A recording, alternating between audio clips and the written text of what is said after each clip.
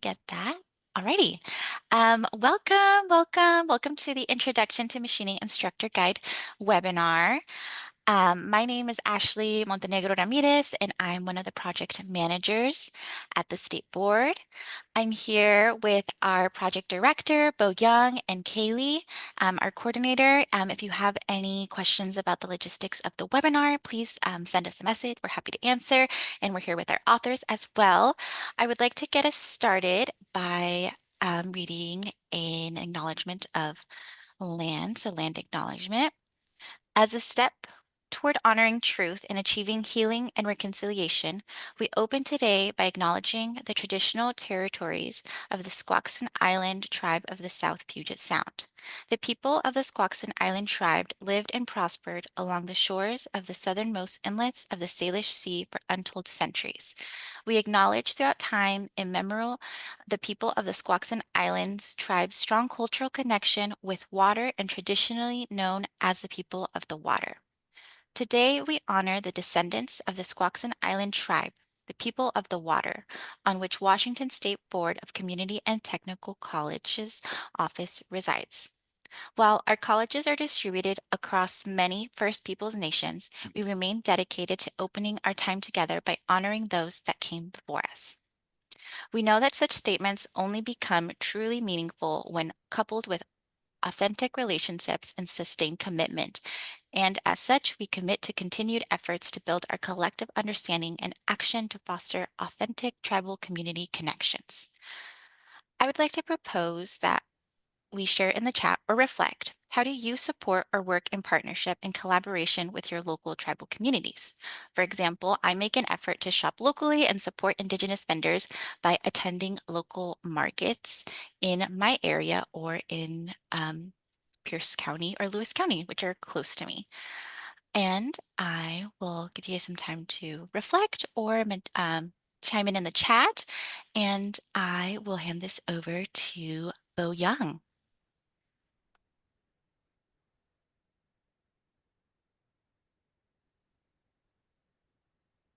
So thank you, Ashley. May I have the next screen, please? All right. So hi, everyone. Thanks again for joining us today.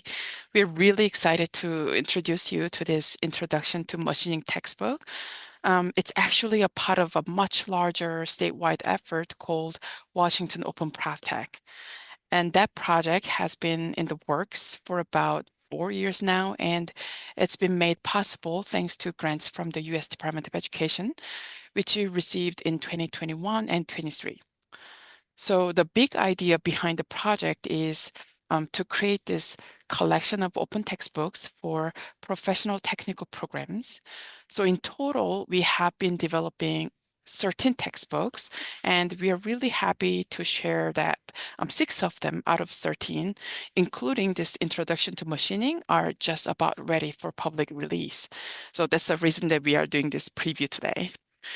So what makes this project really special is that the level of collaboration involved. Faculty authors from across Washington's community and technical college systems, they have teamed up with instructional designers, OER and copyright experts, subject matter experts, editors, and illustrators, and they all work together to make sure that our textbooks are pedagogically sound, accessible, and aligned with industry expectations. So those were the level of collaboration that went into these textbooks. And the really great part is that these textbooks are 100% openly licensed, Creative Commons attribution to be exact. And that means anyone and everyone in the world can access, use, modify, and distribute and share these textbooks for free. And they're also published on this publication platform called Pressbooks, which supports multiple formats of the files. So you can actually download them as PDFs, ebooks, and even IMSCC files to plug directly into the Canvas course also. And of course, you can just read them online. And to make them even more special for students and useful for students, we have included this thing called H5P interactive quizzes, and they are built right into the chapters. So students can actually check their understanding as they go by trying these interactive quizzes and activities. And we'll be showing those to you how they work later in the webinar. And of course, accessibility is our top priority, and we have worked hard to make sure that these textbooks meet accessibility standards so they can be used by as many students as possible. And if you have any questions about level of measures that we have taken to make sure that our textbooks are accessible, please let us know. We'll be happy to provide the information and resources. So, all right, that's a quick overview of the project. And now I'll hand that over to our awesome faculty authors who created these incredible textbooks. And oh, these are the quick overview of today's webinar. Our faculty cohort team will introduce themselves, talking about who they are and their background and why they participated in this project and their experience in general. And they will go over the goals and the objectives of this textbook and who were the target audiences and courses and what are the unique aspects that sets this textbook apart. And they will give you a tour on uh, some of the some of the chapters that really highlights the highlight the critical features of the textbook while introducing the instructional features to leverage. And they may even go over challenges that you might face while using these textbooks. And they will have and they have also prepared the sample lesson plan that actually that will introduce how to utilize this textbook in a real classroom for you guys. So you're on. Hello, my name is Micky Jennings. I've been involved with machining for most of my life. I worked in industry, like it says here, for over 15 years. One of the reasons that I got involved with this book was because being in industry, I noticed that some of my coworkers, especially some new hires, needed help with certain things, and it was very difficult for them to get help in the ways that they needed. They might not have been formally trained, and so sometimes in a machining environment, there's almost like a hidden agenda or a secret knowledge that might not be passed from one person to the next. Because people might be worried about their job. And so I found myself in position sometimes to mentor some newer coworkers and kind of help them get started. And that was kind of my introduction into knowing that I enjoyed that work and wanting to be an instructor in the first place. So I've been instructing now for over 10 years, and about three or 4 years ago, I started getting involved with this project, and it's been amazing. It's been very beneficial, and I'm really excited to have this end product be able to be basically open to the world. So anybody that wants to have some of this basic knowledge has access to it. Hey, I'm Damon. I've received a machining degree out of Bellingham Technical College. I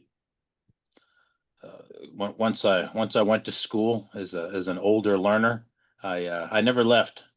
I got a job out in town working at a machine shop. Bellingham's is located on the I-5 corridor of Western Washington, which is significant because that allows for a lot of different types of manufacturing opportunities because of your logistical location. So working on, aviation, defense, aerospace, medical, all sorts of different types of jobs in a production environment, CNC environment. was good for me. And then I finally came out as a full-time instructor at the tech college, teaching machining and helping grow the program there at BTC. And I was excited to help out on an open resource textbook, because as an instructor, finding a textbook at the beginning of the quarter that can get into everybody's hands so you can roll out the quarter on time is frustrating every quarter. So locating open resources is a challenge, but hopefully for machining, this book will be a good place for you to start your introduction to machining. Hello, my name's Tim Bacon. I actually went to school here at Bates on retraining, so I've been connected with the school for quite a while. I went out and worked in industry for about 20 years, and have been teaching back here at the school where it all started about 4 years ago. And when I first came here for the program, my instructor said, when you learn something, share it with somebody else. And so that kind of was the overview of being involved in this program to try to make machining more accessible for everybody. And so it's been real neat to share with others something I have a passion for.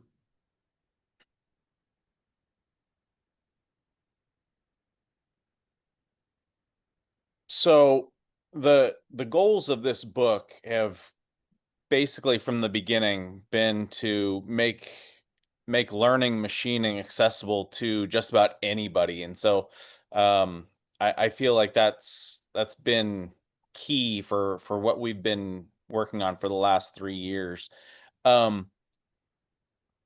Our book specifically focuses on the fundamentals of machining, and by fundamentals, um, uh, it's difficult to explain, but a lot of times in machining, people think of the cutting action of metal as what we do, but a lot of the things that we do we're not cutting metal all the time. And so focusing on the safety, focusing on the setup, the measuring, um, getting our speeds and feeds correct. And so in our book, I feel like that's what we're focusing on, is those fundamental skills that that then become the foundation of wherever a student goes after that. If they Damon had mentioned that he worked in some CNC shops. I think all of us have worked in shops that have CNC equipment, and everything inside of this book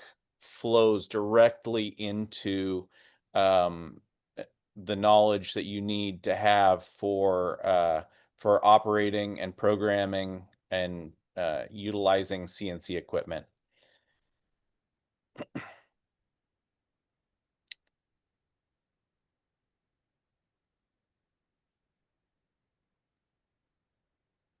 So this book is intended for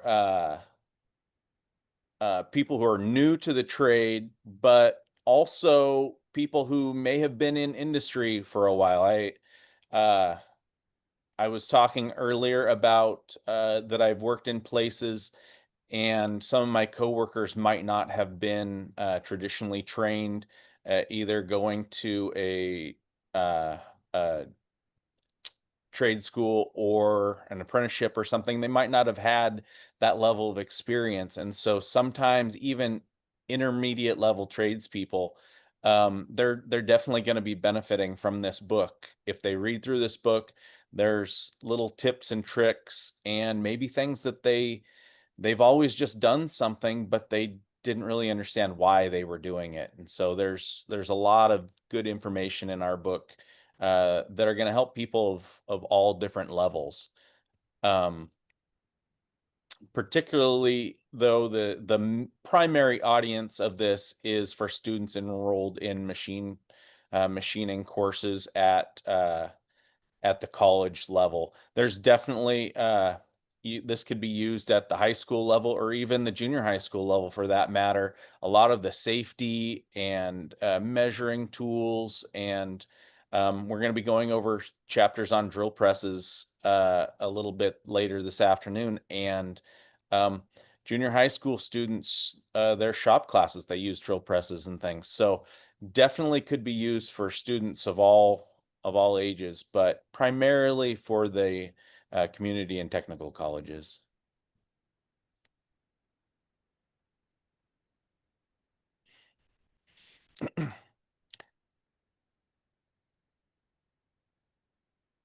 So in most of our courses at the community and technical colleges, we've got a wide range of in all of our programs, we have a wide range of programs, generally all the way up through CNC programming and operation. As I mentioned earlier, this book is designed for use in some of the basic courses using manual equipment. All of the foundational knowledge then rolls over to all of those upper level classes, but it's mainly targeted towards those beginning classes.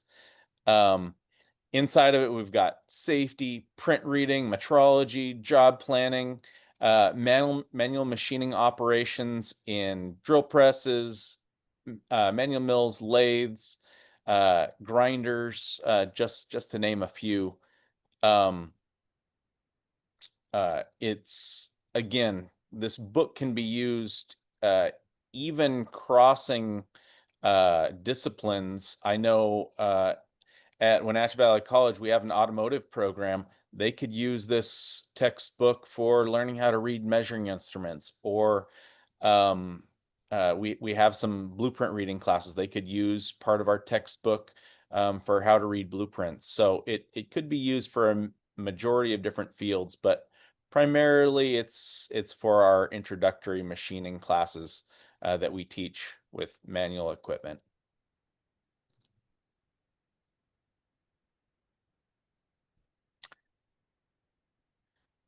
So the main thing that sets our textbook apart, as Bo Young mentioned, is that it's openly licensed. Basically, it's free to everybody, basically anybody that has internet access, which is a lot of the world, has access or will have access to this book very soon.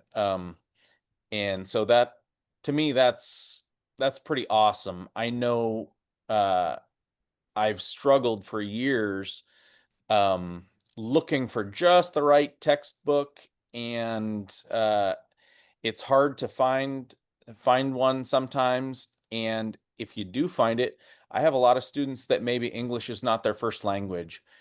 With this textbook, a quick translation of this digital document, and students can read it in their native language. So that's something else that's pretty amazing.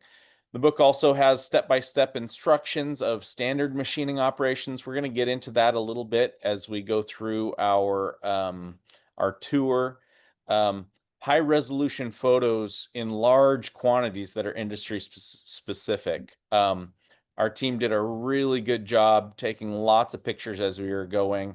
And a lot of the books that I've used in the past have a little tiny grainy image that was taken in 1960 something. And as you'll see as we start touring our book,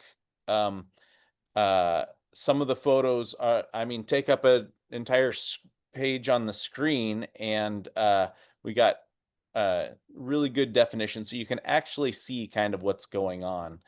In addition to that, we've got video content.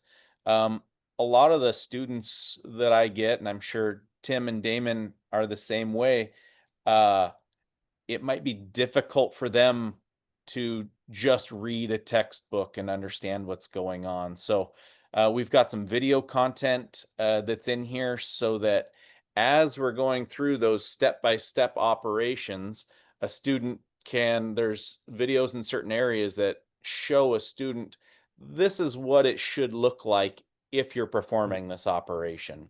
That way, a student kind of has in their mind when they go to start doing it, what it would look like. And they also know, wow, I'm doing something that doesn't look like what that video showed. Maybe I should stop.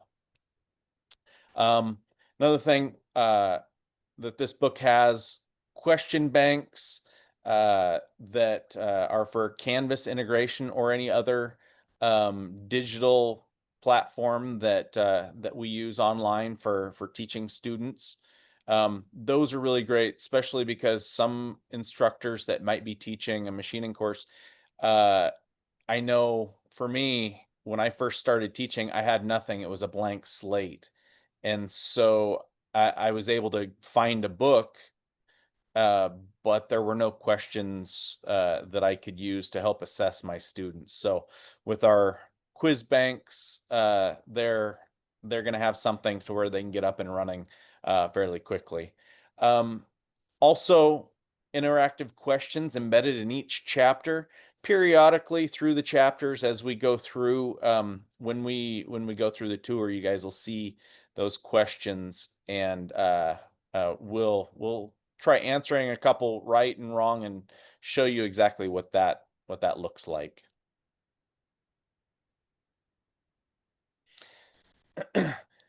So this book was specifically designed with learning outcomes to common machining standards. So we basically took what is standard of industry and curtailed the book so that it follows those standards, whether it be safety or print reading or reading of measuring tools. It's going to be something that when a student goes out to a job, they're going to know what they're talking about, and it's going to apply across the board. Lastly, what sets this book apart is it's collaboratively developed by experienced machining faculty. Tim and Damon and I, not only the three of us, but we've had this peer reviewed by other machinists in Washington State who have all had their had input on and read the book and what we've written. And so it's been an amazing process going through this book and providing it for everyone.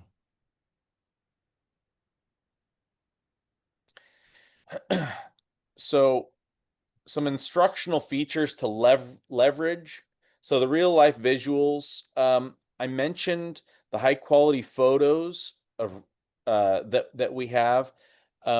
Again, we've got photos of the tools and not just, again, a small grainy image, something that you can actually zoom in and see what on the measuring tool is being aligned to, or up-to-date PPE, shop environments.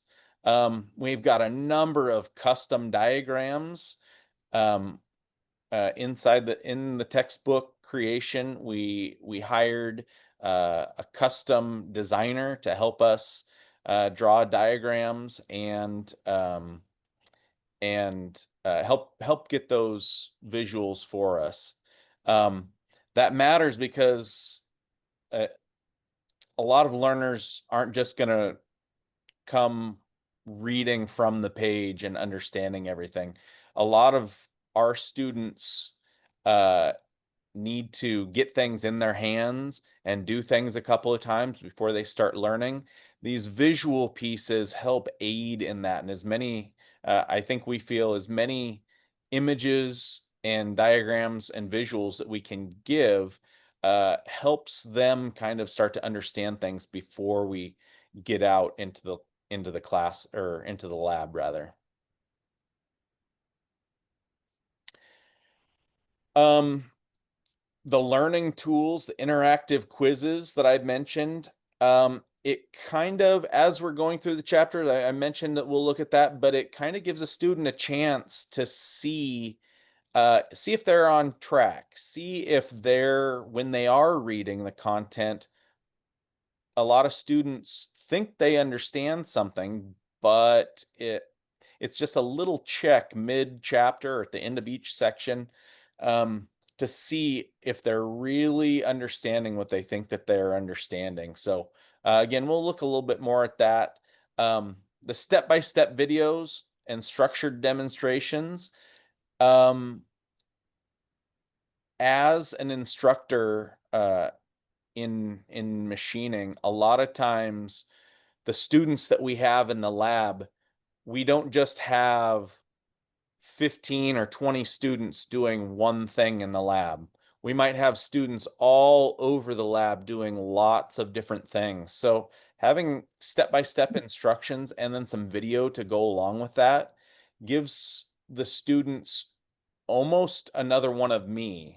I do a lot of my own personal video content for my classes, but I've included a lot of that similar things into the book so that a student has a basic guide to start them down the path of a project. We don't ever throw a student onto something if they've never done it, and it could be dangerous.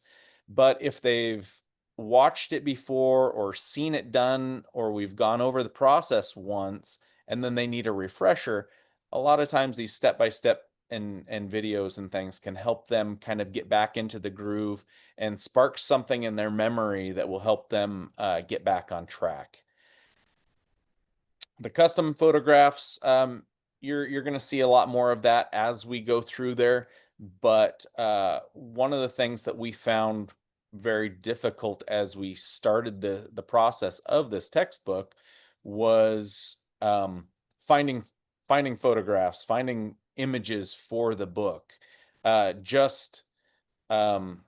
had some guidelines that we were using to try to find open source images, and there just really aren't any open source images for manufacturing objects. You can find open source images for two dudes sitting by a car, but trying to find industry specific things on a milling machine or measuring tools, it just wasn't out there, and nothing that we wanted to use for our textbook. So a lot of the images in here were taken by the authors and specifically taken in a position that we wanted the audience and the reader to see exactly what we were looking at. Each chapter has a clear structure. We're going to go into that a little bit when we look at each chapter, but the objectives, clearly defined learning goals at the beginning of each chapter. Each chapter has key terms and definitions, as well as in the reading, the key terms and stuff are bolded, and we can highlight over those and get a real-time definition of that. And we'll show a little bit about how that works as we're going through the tour. Each unit has review questions. Each chapter has review questions in addition to the quiz banks that we've already talked about, and in addition to the interactive questions. So at the end of each chapter, students can review those review questions, and they can be talking points between the instructor and the students. All right, so we wanted to have a sample lesson plan to show, but then we also wanted to show a tour of the textbook. And when we met, we decided that probably what was going to be the best for us was kind of to show you the lesson plan and the tour kind of side by side. So as we get started with this, in our classes, when we start projects, we're going to look at this as a project-based lesson plan. And so what we're looking at right here on the screen is a fairly simple project. It's a T-nut that's used on many machine applications. And we're going to use this for the basis of our lesson plan. So one of the first things that we give students when we start talking about a project is they get the print. So that's kind of why we're showing the print right now, is it's going to be the basis of how we go through the lesson plan. So I'm going to share my screen.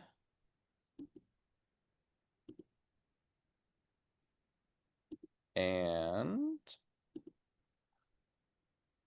all right, are we on the lesson plan? Yes, All I right. see it.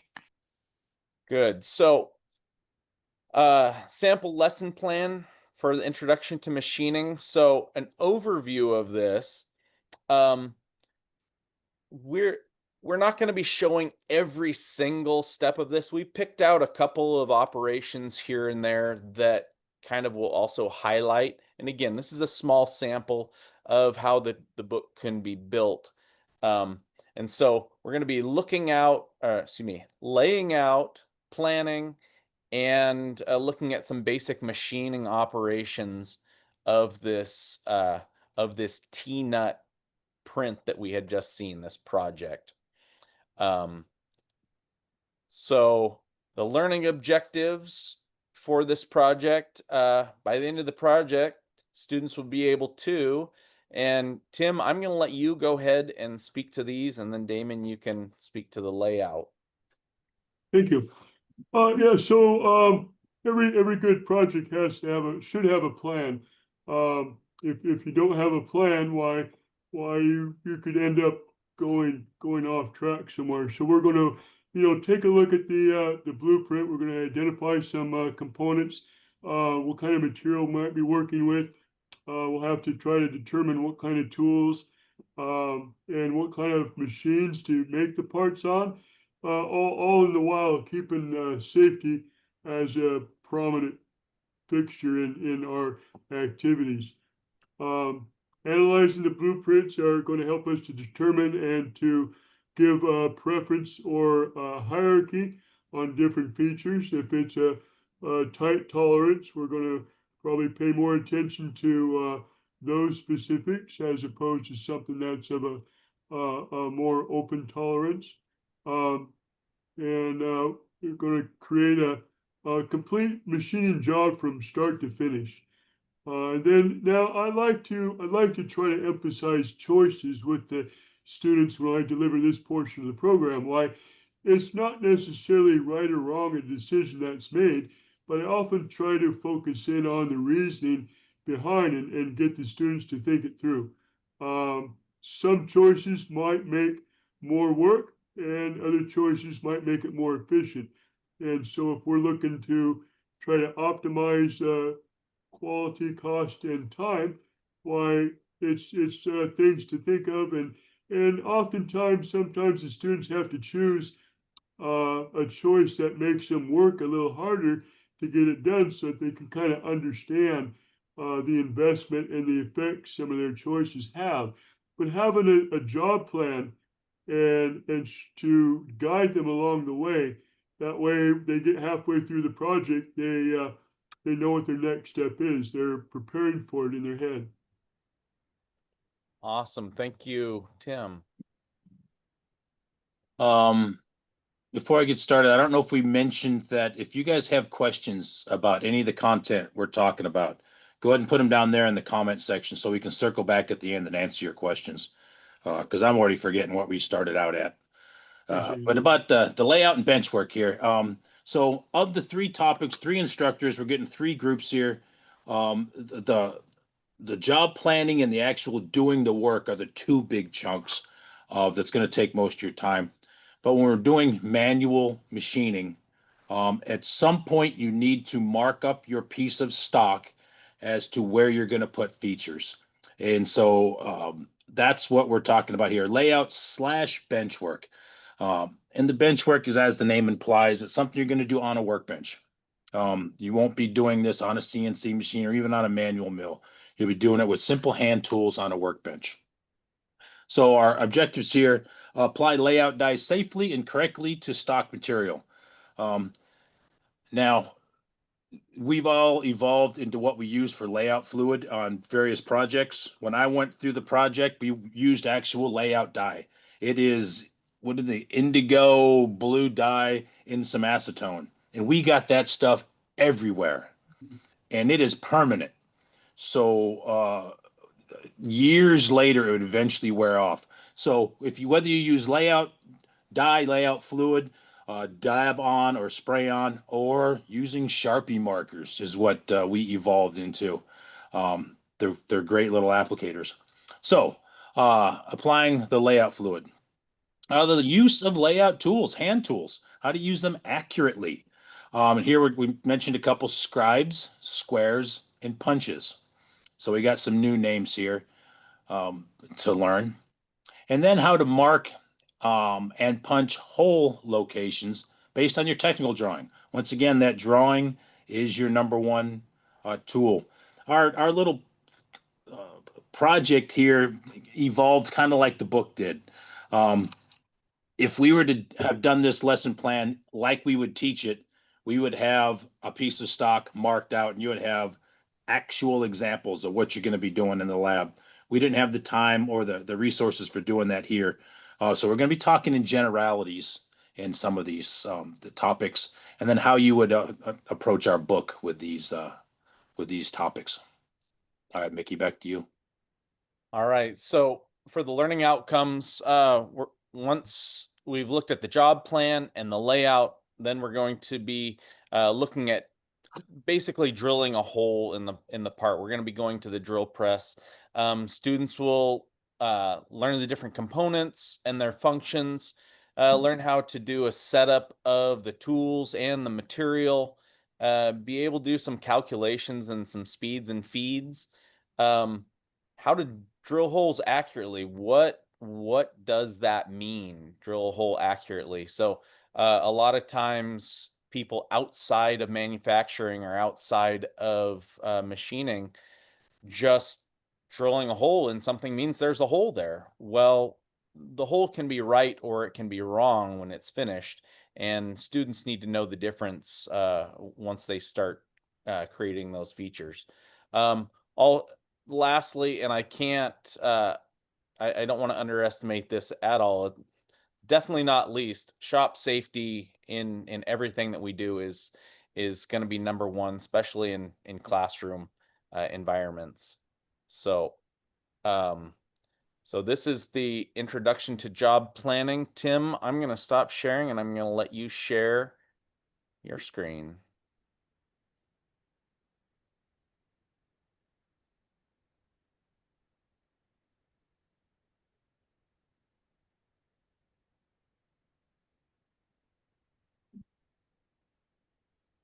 Sorry about that. Get the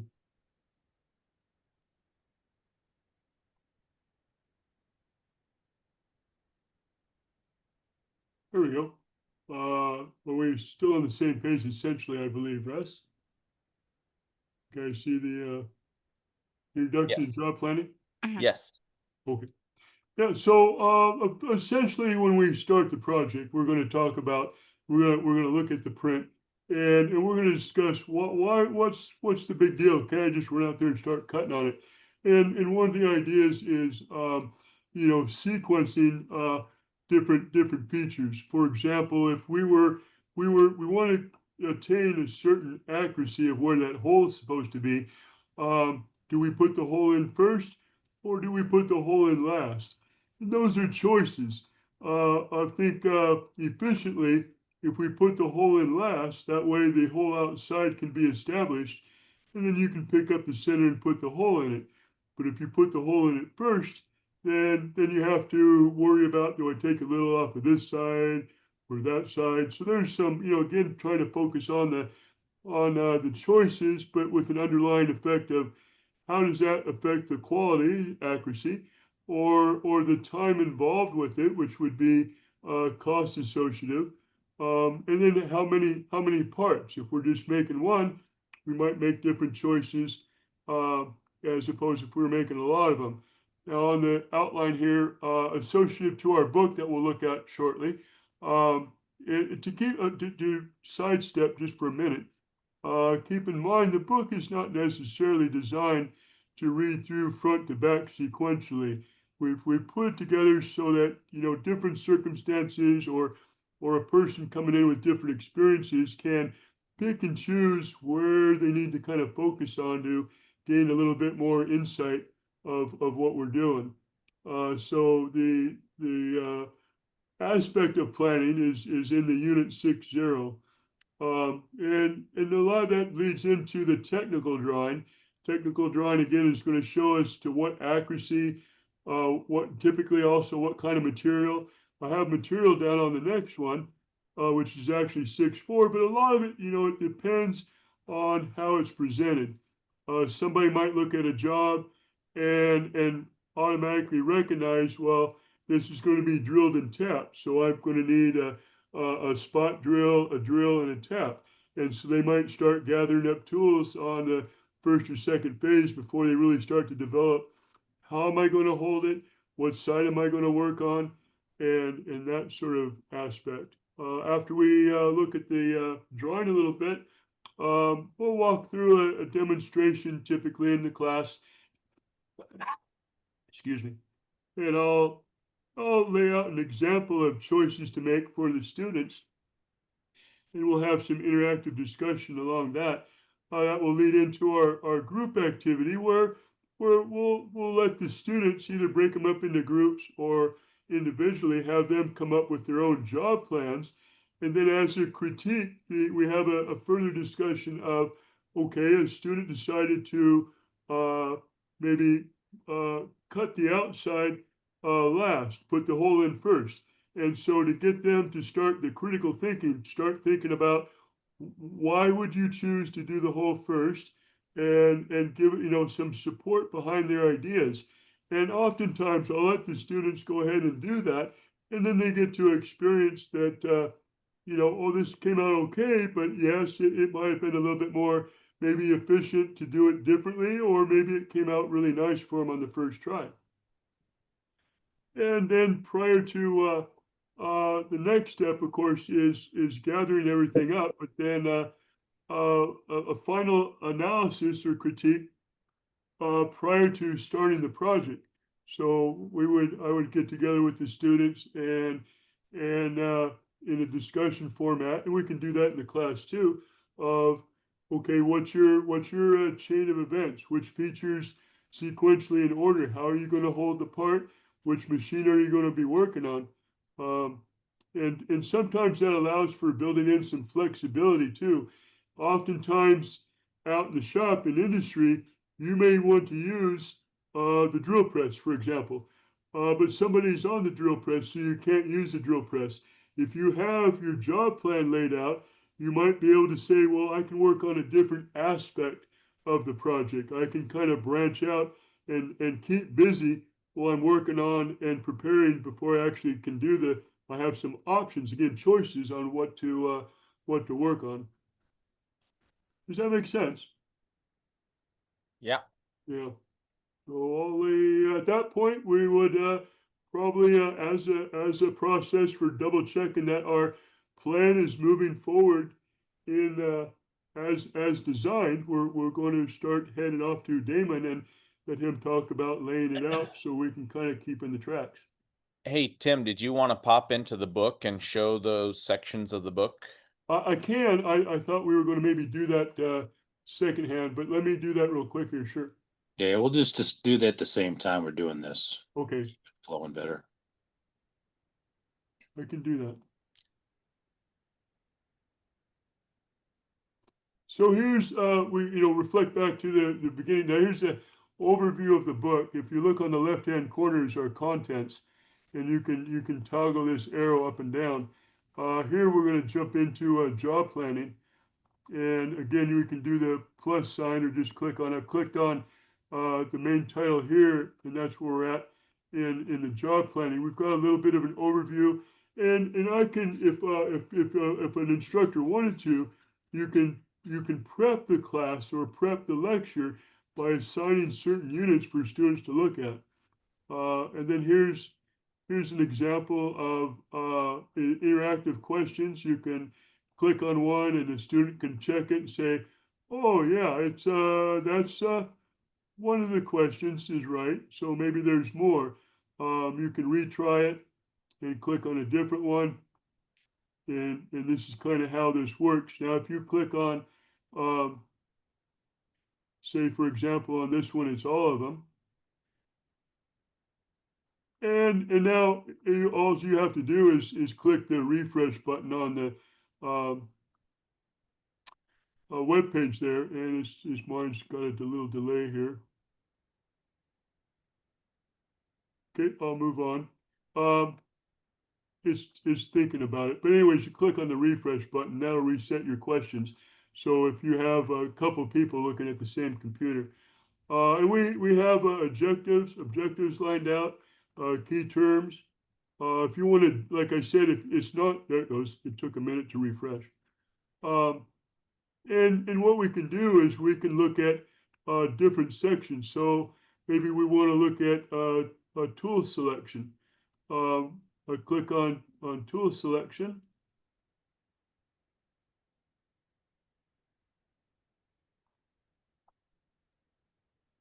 Oh, you're gonna have slow internet. My computer is very slow at the moment. I think half the computer went home early. I don't know. And aside from navigating, so I'm showing you navigating from the contents here. Aside from navigating on the contents, if you look down here at the screen on the bottom, I can click the next to go to 6.4, or I can click the back previous to go to 6.2. So there is some flexibility on navigation. And then, here again, we've got some pictures, different tools laid out. If we're looking at, putting some holes in, we're going to need a spot drill and a drill, and of course a tap. There's some different tools. Another interactive questions, some close-up pictures, and I like to highlight or reemphasize what Micky and Damon were talking about, that out in the web or on the web in general, it was really kind of difficult to find any sort of volume at all of tools and tooling for industry related projects. If we go back to the top and you get through the chapter, we can come down to chapter conclusion. This is where this will eventually link up to the Canvas, and we got a little summary, and again a little interactive questions, and then these review questions are going to come up in the Canvas for the students to double check their learning and understanding of what's going on as part of the process. Awesome. Any questions at all? All right. Damon, are you ready? Yes, sir. Well, we're gonna find out. Nice work, Tim. Thank you. All right, so what we're calling a lesson plan, actually, I don't think none of us actually use lesson plans when we teach because, we're know-it-alls. But this is some loose lesson plan we're using for the purpose of this this recording. So for the bench work and layout portion, we're putting it together. This is where this would all be discussed during Tim's job planning portion of it. What we're doing here is we're actually doing the thing. So you'd completely discuss this. You'd have the print out. You'd probably have a piece of cut stock in your hand and maybe even a finished T-net when you're doing the project layout portion. But now when it's finally time to lay out, you're going to lecture, talk about your safety data sheets, and how to safely use layout fluid. Safety data sheets. We linked some in the textbook, but it's rather difficult to get complete shared material on a page in the equipment in the book. Yeah, so have a piece of SDS or page of SDS out so you know what to happen if someone swallows it, gets it in their eye or whatever. How to safely apply it. Deburring techniques. That's new to machining, which makes me want to remind that we have key terms in the book. There's a lot of new vocabulary for machining, and you need to encourage them to use the new vocabulary. We went through great pains to give you key terms and to define them for you in our voice. So if you have another way to describe the same thing, fine, knock yourself out. Then performing a demonstration, cleaning the stock because we're going to paint it in layout fluid. So we want to have a nice clean surface. Anybody who's ever sprayed any spray paint, the first thing it tells you to do in the instructions is to clean dry surface. Then you're going to apply your layout fluid, and then there's going to be a drying time. Then you're going to perform a demo. You're going to actually use the tools to draw scratches on your part, draw lines on your part. Scratching through the layout fluid.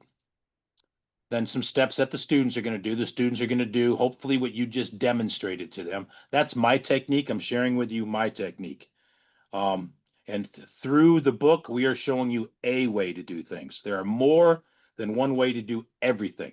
All three of us actually do the same thing, completely different. So don't be surprised. Just roll with it. So now they laid out their part. So how would you assess they did it right? Here's something that I have taken to doing. Now I am lazy, so I try to come up with grading methods that take the least amount of time. A lot of instructors will have you drop parts in a bin, and they sit there at their desk and they're measuring all your stuff and verifying all your dimensions. If you're that type of person, God bless you. You go. I'm a big fan of you taking a picture and you uploading it to Canvas. That does several things. That time stamps that you're done on time. And it's also it's pictures nowadays. Everybody's got a computer in their pocket with a camera, so that's a very nice way to turn in assignments. And then making sure that they're part, or where are we at here? So the instructor is going to check the first article for accuracy, which is more the finished part. Here, we threw this in here because as instructors, this is something we tend to do. We take the print and we have an inspection plan, which incorporates a first article inspection and FAI, and they are tied together. The print says this dimension, you measure it, you write down the dimension, and they need to be within tolerance of one another. So how would I use the book here?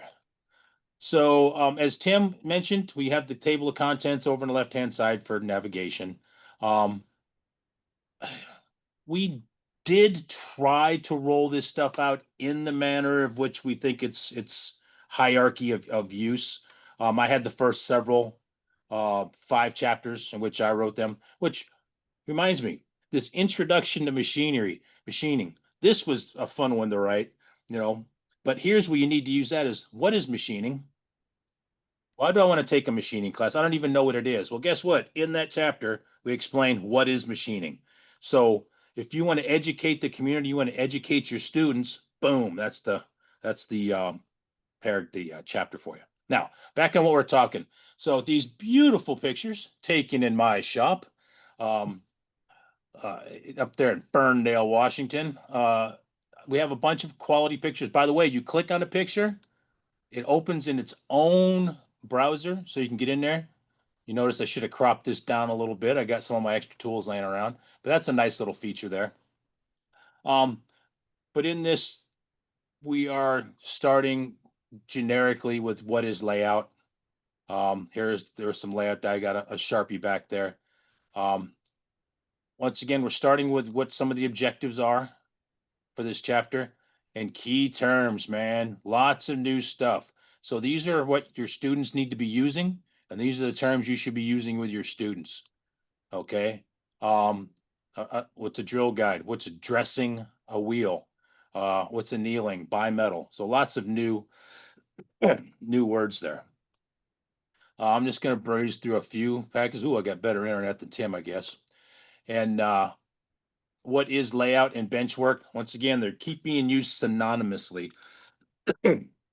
So taking some pictures here where we have a blued piece of aluminum and a straight edge, something, a square and a scribe. Here's all, might be new vocabulary for everybody. Now this straight edge is actually a ruler, but for the sake of this argument, the edge is straight enough for what we're doing. So I'm using it as a straight edge. We have nice figure um, uh, Annotations. explanations underneath there. We get to a term, click on it. Layout is the process of placing part feature markings onto the surface of the stock of the part being made. So that's super handy. Talking about what accuracy is, another self-check, some generic tools, making a mess in my shop, laying out some trammels. So here we would have our print out in front of us. This is handy, by the way. Who can use this textbook? Everybody else has mentioned it. I'm no longer teaching machining. I'm teaching industrial maintenance and mechatronics. And guess what? Hand tools is in there, and safety and fabrication. So there's like half of this book that I'll be using in a non-machining class. For example, right here, a hacksaw, super common tool. How is it used? What are the parts? Where does my hand go? Which direction does it go? Different types of blades, blazing on here, but we're getting into some real basics of bench work. How many teeth on a hacksaw blade? We get into how many teeth need to be in contact with the material. I need to get on to layout die so we can talk about layout instead of just a bunch of hand tools. So some of this stuff is intermixed. So for any of you instructors out there ever messed with layout die, the only stuff I was able to find sourced locally in Bellingham, Washington at Hardware Sales was a spray can. I would never have this in my shop. Notice in my little shop here, I have got paper on covering this whole workbench. This is a nightmare waiting to happen. But it's the only thing I was able to get my hands on. It was actually layout fluid.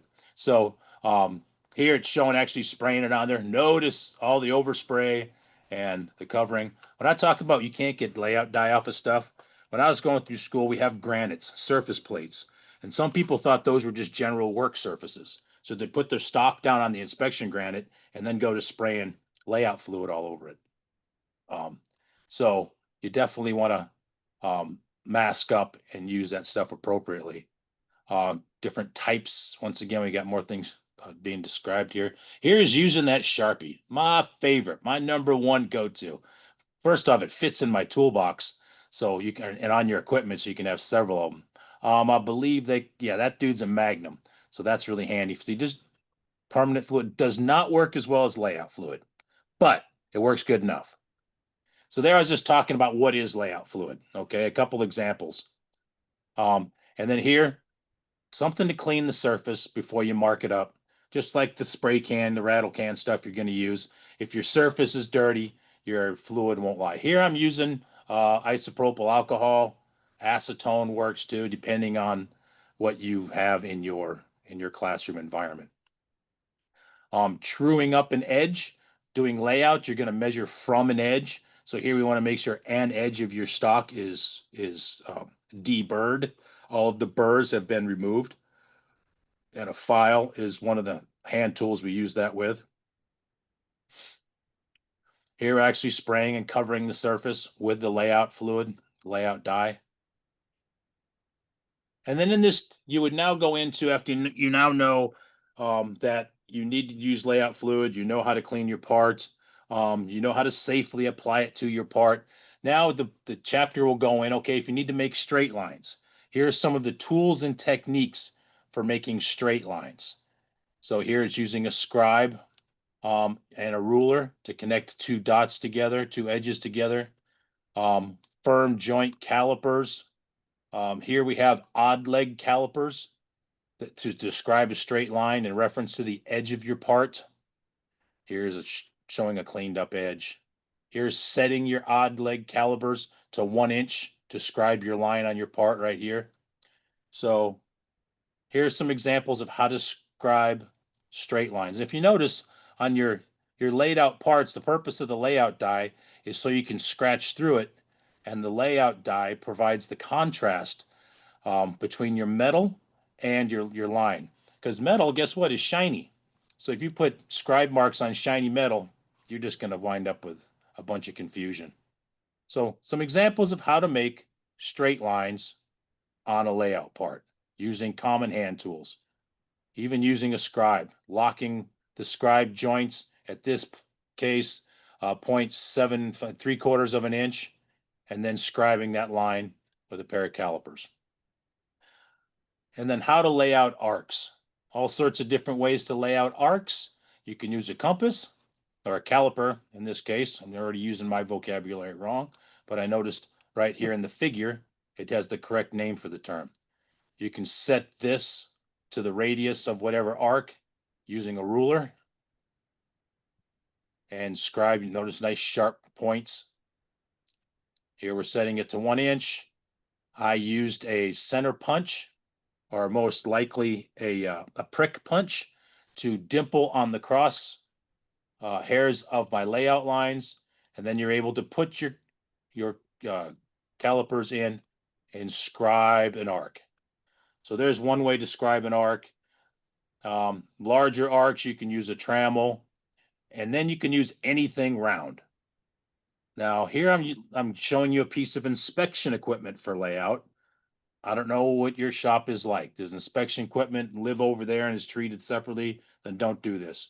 But I just couldn't pass up all of these arcs as an opportunity for you to, because this is a pin set, or each one of these pins is 1/1000th of an inch larger than the previous one. So it is a huge selection, is why I chose it. So here we can just scribe an arc.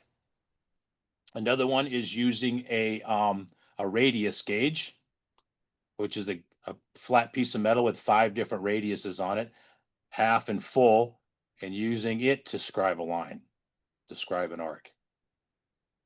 And here's just a couple examples where I used the pin and then the radius gauge.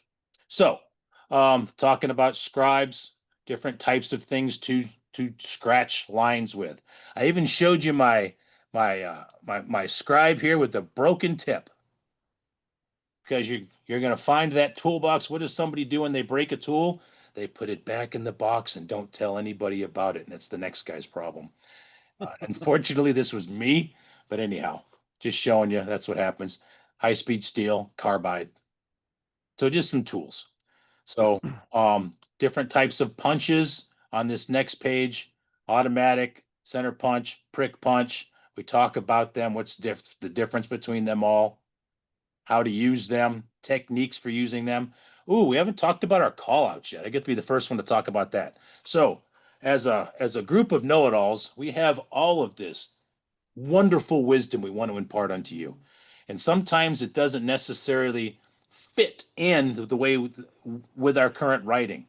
So we put these author's tips in here, not too flashy of a term, but it's what we came up with. And it's just us talking for a second on, hey, what's this thing that we need to discuss before we move on? So it's just like a little sidebar where we're conversing with our students about something. Here I'm talking about why we need to center punch. And if anybody who's ever used a drill bit before on a flat piece of material, as soon as you turn the drill on, it starts meandering all over the place. So we talk about this walking or wandering. So call outs are going to be within the book too. How to center punch, all the different techniques, striking it with a hammer, final product. Once again, you can use these. These are generic pictures. If I was instructing this, I would probably have specific pictures for the print on how to lay this part out. The print we had here, I'd probably be talking about, okay, what's the length of this shelf? We need to set up our caliper and scribe the length of that shelf. Scribe that shelf. Where to put this prick point punch for the center part. But we'd be going by the print. All right. Awesome. Back to you. Thanks, Damon. I'm gonna share screen again for the last little section here. All right, so Tim and Damon covered the job planning and the layout.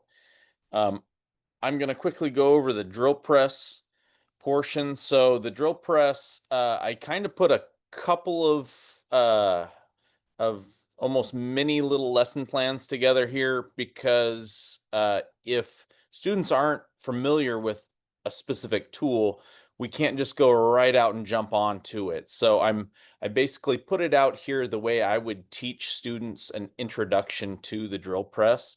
So an orientation to the drill press. In the classroom, the students will have pre-read units 8.1 through 8.3, safety, component identification, and maintenance. We're going to talk about that and review that in the classroom for about 30 minutes.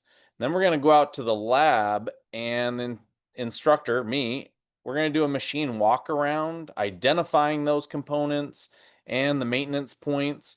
And then usually I kind of on the spot like to, while we're all out there, kind of quiz the students like what could happen? What if this happened? And let them try to, from their reading, point out what some of the hazards of that piece of equipment would be. An assessment of this, I usually at this point have some sort of a quiz in Canvas that, again, using those quiz banks, we can pick out some questions from those chapters and give the students a quiz to make sure that they're understanding what we've done. The next would be drill press setup. So now they know what the drill press is, where it is, and some safety, but how do they even get their material on it? How do they hold the material? How do they put the tools in? So chapter 8.4 through 8.9 is going to be on work holding, tool holding, speed and feed selection. In the classroom, I'm also going to do some practice scenarios where students are calculating their RPMs and potentially feed rates for different drill bit sizes or things of that nature, so that we can practice it and kind of go over the math a little bit. Next, we're going to go out into the lab, and again, I'm going to be leading a demonstration, showing students, hey, this is a vise. This is a drill chuck. These are the things that hold our tools and our work.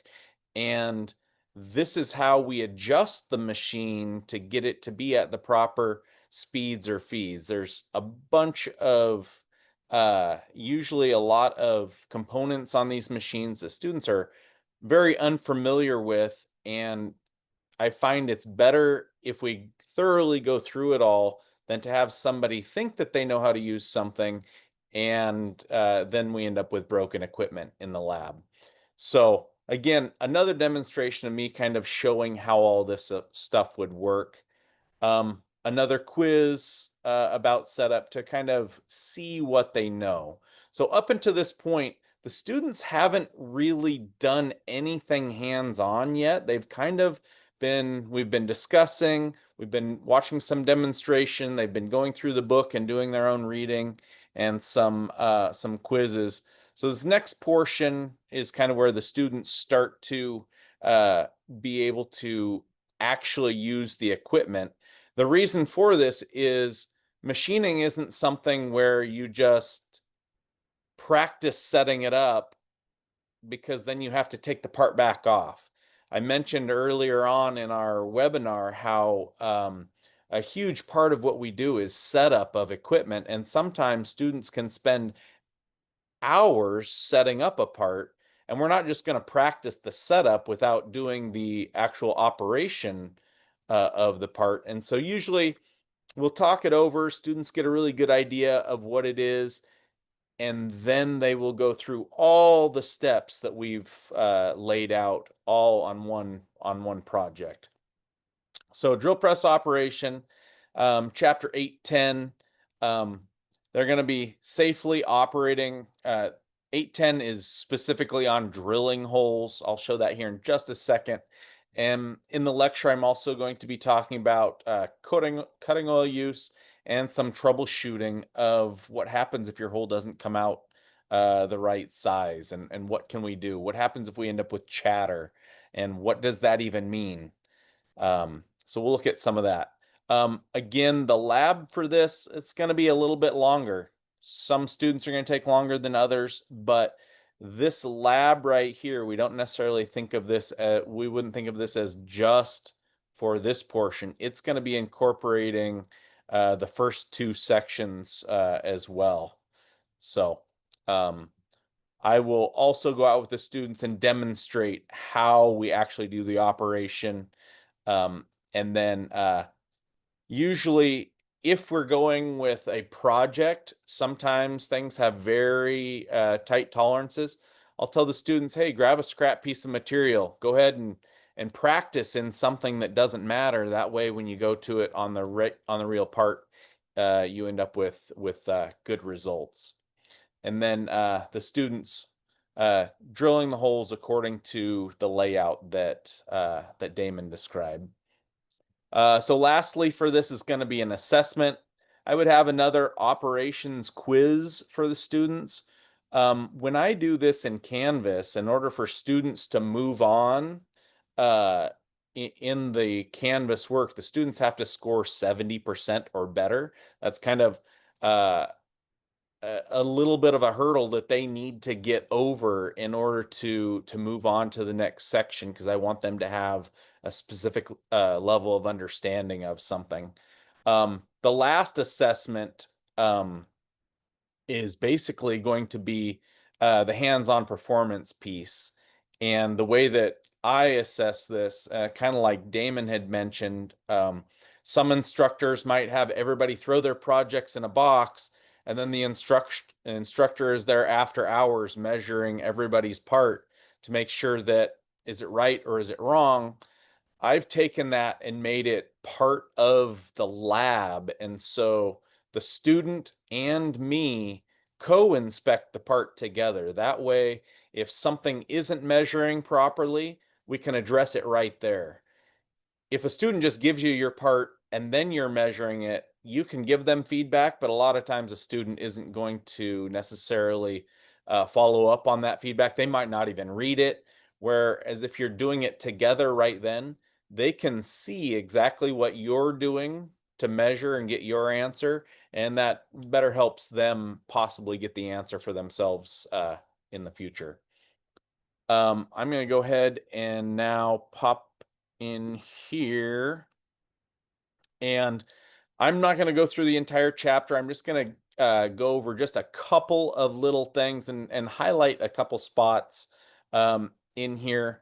So I mentioned how important not just the cutting operations are. I think from what Tim and Damon have mentioned, you guys get an idea of how important everything else is.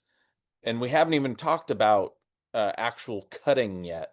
So tool setup, that's no different. And so there's a section here about how do we get started? What do the tools look like? Straight shank tools, some videos. I'm going to scroll down here. Some Morris taper shank tools. This is specifically, we're in the drill press chapter right now. Some good pictures of how tools mount in the machine. I'm going to scroll all the way down here to this one here about Jacob's tapers. So this is a lesser known taper that often holds a basic drill chuck to an arbor to hold it into the machine. And here's kind of one of those step-by-step procedures that I've talked about a little bit. So students get a step-by-step understanding of what can they do in order to remove the drill chuck from the arbor. And so if a student follows these step-by-steps, they can hopefully perform that operation successfully. On some of these steps comes a picture. So here on step 2, not only it's labeled right here, but we've reiterated the instruction on that. So right now, it's saying place the drill chuck in the vise so it's supported and the chuck can let the arbor hang free. So you can see the drill chuck here sitting over a vise. This could be done over a number of different things just to support the chuck to where the arbor can be tapped out. This is looking right down the center of the drill chuck, and I know this is a little bit of a grainy image, but I'm zoomed way in here to hopefully show the jaws of the chuck, and you can see the end of the arbor here. You know what you're going to be doing and how you're going to remove it. Now we've got a hammer and a punch. We're going to be tapping that out. Step-by-step process for installing that. So again, same thing. Student can read these steps one by one, hopefully getting them in the ballpark for successful completion of this operation. Another picture here. I'm checking for damage, rust and corrosion on these mating tapers. This right here is how do we now assemble this? In one quick motion, strike the tang of the arbor to seat the taper. This is a fairly quick video. I'll just go ahead and play it for you guys so you can see what it's like. It's kind of cool because you can either pop out into YouTube to watch these really short little videos, or you can watch them directly in the textbook. All these videos are shot without any commentary. It's just a quick little snippet of what this process might look like.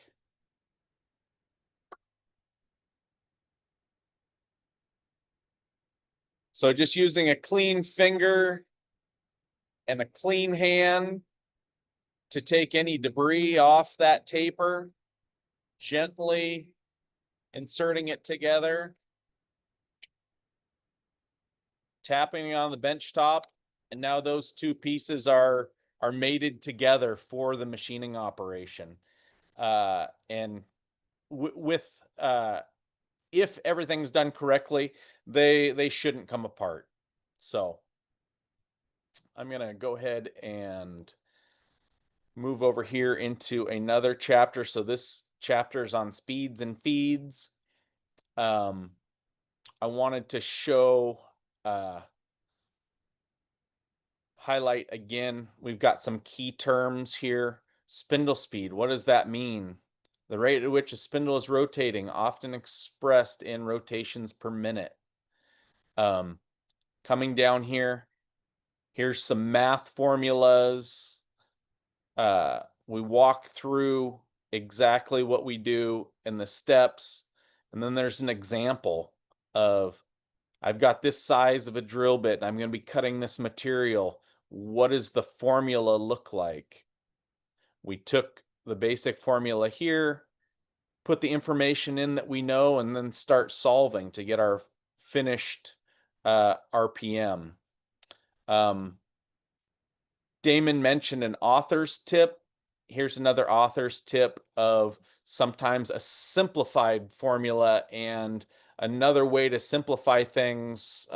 Again, this is something that we're speaking directly to the student. It isn't necessarily the perfect textbook explanation of something, but it's a little tip or a trick or a cheat in order to kind of get us in the ballpark.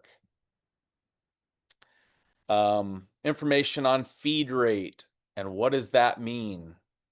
Well, how far when the tool is rotating, how far the tool penetrates into the work in a rotation is the feed rate. Another author's tip here. I'm going to skip over here into the drilling portion. I'm going to go right here at the very top, step-by-step process for drilling. So I kind of started this in the book, starting from the layout process like Damon mentioned. I'm not going to go through and show every bit of this, but I just want to show that in a machining process, we've got some pretty good step-by-step examples of one way of doing something so that hopefully the student can complete a project and have good results. And then also, just because it's one of the first machining operations in the book, I also have some pictures here where this is another example of a different style of layout die. This one happens to be in the bingo marker style, a little bit nicer than a spray. I even put some videos on here if you didn't know how to, if a student might not know how to apply this. And so I feel like it's good for students to see some of these things. I'm going to quickly run through here some more information about laying out that very first hole and how that would work. Once the students get their material in there and they're going to get ready to start drilling a hole, we need to put a part in a vise and seat it on parallels. Again, another 10-second video, wiggling the parallel to see if it moves. It's still moving. Now it's not moving anymore. The part is now properly seated on parallels. A lot of times students without any experience, they don't necessarily know what that means. And you'll see a student over there just wailing away on a part, and it's either seated or not, and there's a check involved in that. So scrolling through here, loading tools into drill chucks, adjusting the height of the drill press table, applying some cutting oil, what it looks like after we've center drilled or spot drilled the part, and some videos on the actual motion of that. So pretty detailed on exactly what we would be doing in all of these processes. Sorry, that's a little bit loud. Little chatter there. Good talking point for the students. Drilling into the part, breaking our chips. I think you guys get the point on that one. All right, I think that's it for what I wanted to show about how this looks. There's some more information on drilling larger holes, and again, lots of high quality videos and tips. The end of our lesson plan. Here we've got some homework assignments that students would be doing to get us through this project. This is just so that we know what to assign students. Chapter 5, bench work and doing the knowledge checks. Chapter 6, job planning and doing the review questions.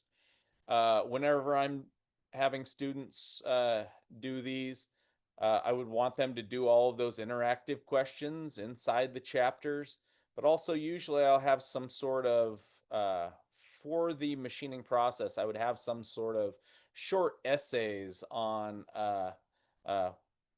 setting up the drill press or operating the drill press. And then the final evaluation.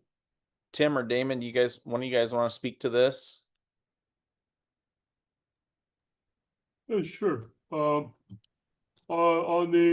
kind of go off of industry, before you, especially on multiple parts, we're going to develop a process of checking the first one, and that's what we call a first article inspection.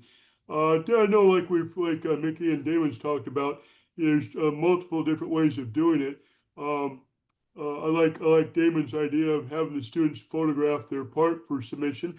I've kind of rolled it back in onto the student as part of their responsibility, handing them an inspection form, and so they get to go through the project and create the project, and then they get to play the inspector and actually go through and double check the dimensions and fill out the forms to validate if it's a good part.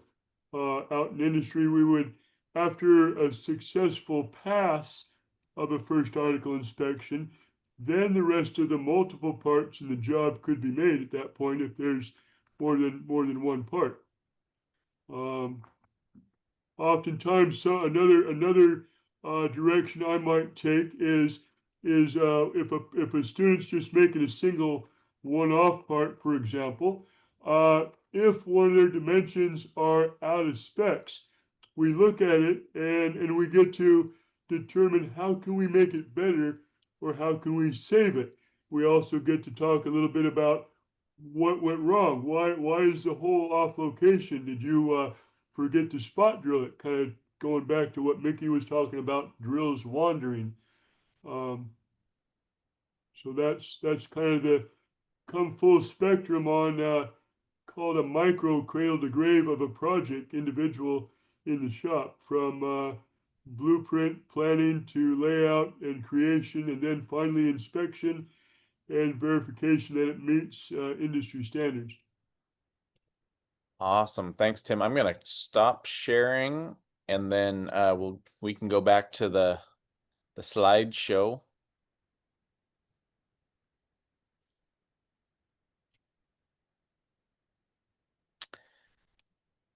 All right. So as instructors are working with students, there's definitely some challenges that that everybody's going to face, and especially when it comes to sometimes our older students that might have some experiences. There's good experience, and then sometimes there's some not as good experience, and sometimes people have learned things that might not be the best for being a precision machinist. So some of the challenges that we found were that students might be rushing or taking shortcuts. A lot of times students are under pressure, they have deadlines, and so they think that they need to do things quickly. As a machinist, we want to be mindful how long things are taking, but the bottom goal is that it needs to be right. We can't substitute accuracy for speed. That doesn't work in our industry. So students might want to fall into that and say, oh yeah, I just hurried through this so I can get it done because I've got to leave for whatever reason. But they need to know the reasoning why that we need to go nice and slow for accuracy, and also safety of being in the lab. Usually going faster, especially without having a good strong skill set and foundation, is a recipe for injury. I mentioned sometimes at the college level we have students returning that might have lots of life experiences, and we might have an overconfidence from a prior experiences. Maybe somebody was a carpenter at one point and I know how to use drills. I've used drills before. Well, I 100% agree, but sometimes they miss some of the things when we're talking about precision. Usually, a lot of people in industry, they are not going, or not in industry, but in other industries, they're not going to all the levels that we are to make a precise part. And so sometimes students might they might feel confident in doing something and completely skip over a lot of the readings and the reasons of why they need to do things a certain way to have the best outcome. Yeah, Tim. Oh, I was going to pair on behind the overconfidence part, where sometimes the challenges with students is that they hit the first part spot on, and they think they understand it, and they go, okay, I'm done, I'm gonna move on. We're trying to reinforce a little bit of redundancy. Okay, you got the hole in one. Let's see if you can do it again, to try to build up that proficiency. Sure, exactly. I like that.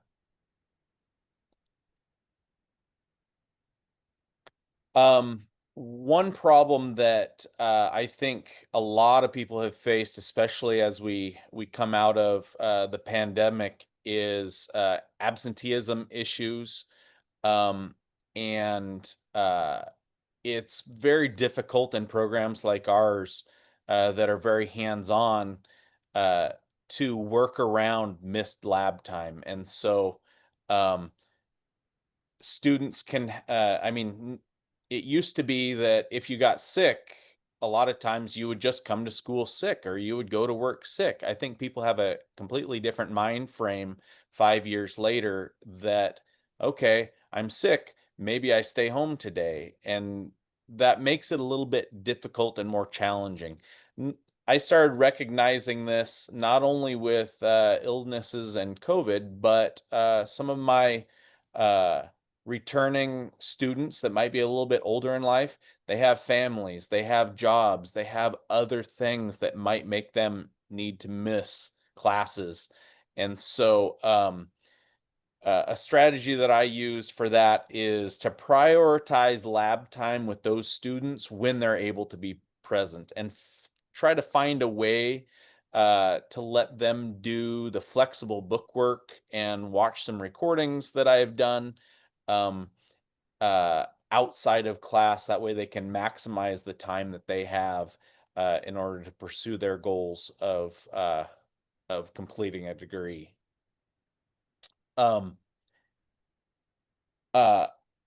Lastly, we've sometimes have a problem with print to part translation.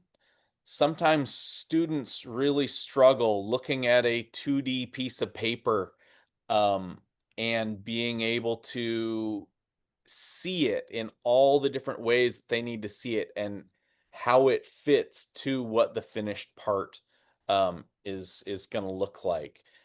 So definitely strategy for that. I kind of showed you guys some step-by-step instruction of what we might do. Damon's chapter and Tim's chapter on job planning and layout. We've kind of shown how we would use parts of the book to help the students get a better step-by-step thought process of how that works. I think Damon mentioned when you're starting a part, having a finished one there so a student can see a physical 3-dimensional version of what they're making versus just looking at it in 2D print form. All right, I think that concludes our webinar. Do we have any questions that came up in the chat, or does anybody have any questions live?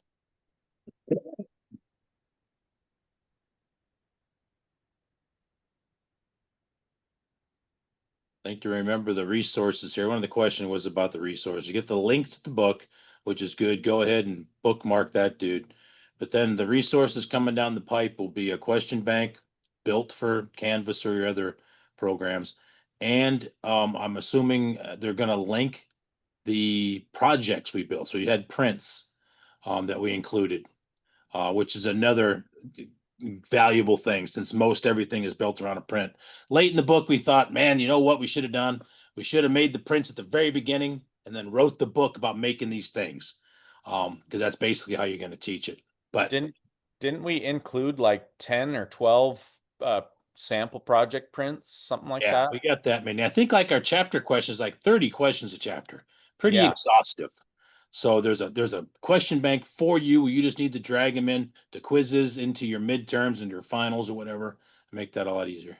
One other thing that we didn't necessarily cover on, but I think is pretty cool for our book, having it be digital allows students to use a quick finding feature. A lot of times for some students, finding certain topics in reading is difficult. And so being able to do a search of the text to find what they're looking for, if they're trying to use it just as a resource material, that's pretty important. But also going back to our some of our older learners, they a lot of my students that are in their 30s, 40s, and I've even had students in their 70s, they want a physical print copy of a book.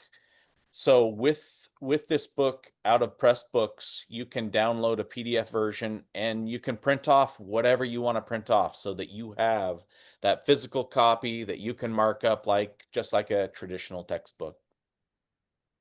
John's got a question. Yeah, John. Hey, appreciate the presentation. I'm an adjunct professor at South Puget Sound Community College. Some of you guys know Chad Bacon. Sure. I work with him. I thought he was Tim's brother. Yeah, it's funny that the names, I've heard Tim's name thrown around quite a bit. One problem we face is trying to gauge a baseline knowledge of what students have. Like you guys said, we don't get many traditional students, i.e. high school to college. In fact, we only have one in the current program. The rest are 30, 40-year-old guys. And that's perfectly fine, but gauging a baseline knowledge of what they know or don't know is often difficult. Had you thought to include some sort of, I don't even know, a quiz, maybe a test, something ungraded, you could just, without putting them on the spot, just find out what they know or to what depth they have knowledge? One of go ahead, Tim or Damon. That intro to the book, Introduction to Machining Industry, that dude is the closest thing we have to addressing what you're talking about. Because I do talk about, hey man, this is the type of person who gravitates towards this program. If you like this, and this, you'll be a good fit for this. If you like details, if you like to know how things work, if you need to understand the intricate processes of things, if you love attention to detail. But that's about as close. We don't have a self-assessment, man. We've all wanted one. It seems like that stuff's long gone. One thing that I've done in the past, John, is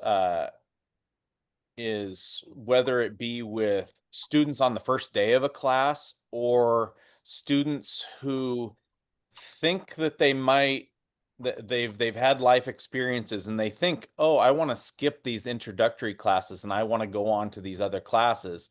One thing I've done is I've created kind of an entrance test or quiz, and you can even do it in Canvas and send, if you work with your Canvas administrator, you can figure out a way to send somebody a link to take a quiz or a test in Canvas. But and then I would just use the quiz banks and pull out certain questions. Like, for instance, if somebody were to come to me and says, hey, I've been a welder for this many years and I want to take your class, but I don't want to take those beginning classes on measuring instruments and drill presses. I want to start over at this spot.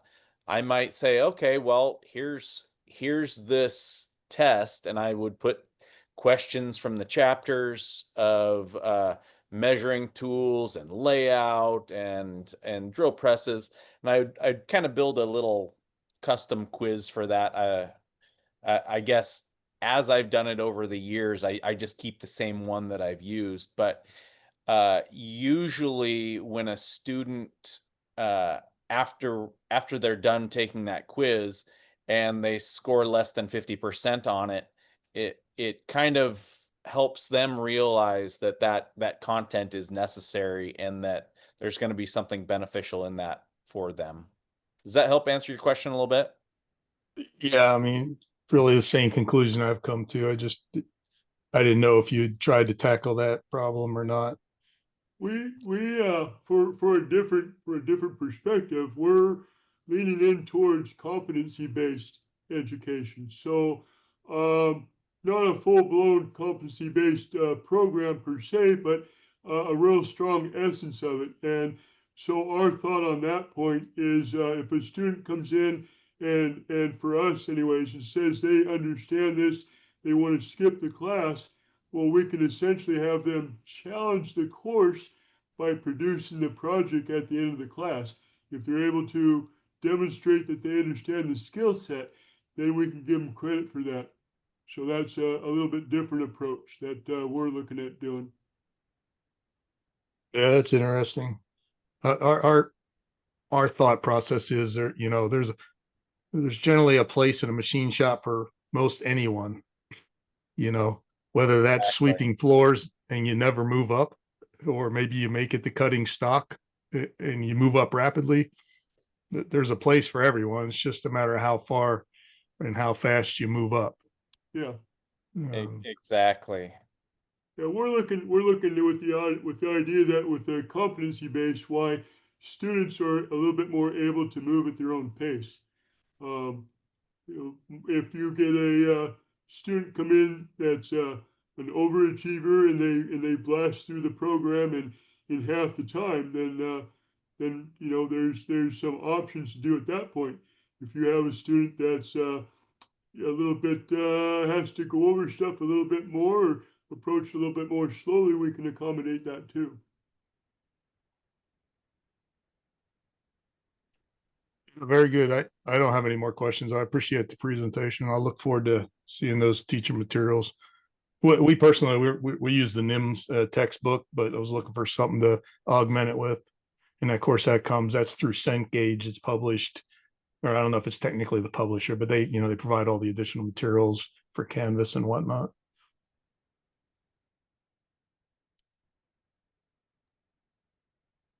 Awesome. Any more questions?